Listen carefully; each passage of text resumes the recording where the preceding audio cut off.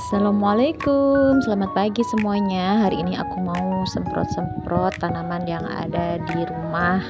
Penyemprotan ini saya lakukan sebanyak paling lama seminggu 2 kali atau 2 hari sekali. Tiba-tiba ketika menyemprot di pohon alpukatnya banyak hamanya tuh. Jadi saya harus lebih rajin menyemprot di bagian pohon yang ini.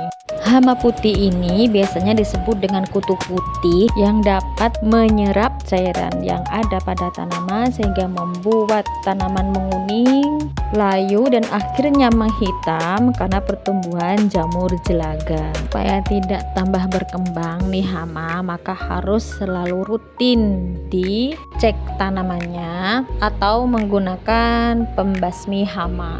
Jangan malas untuk selalu mengecek tanamanmu. Yuk berkebun.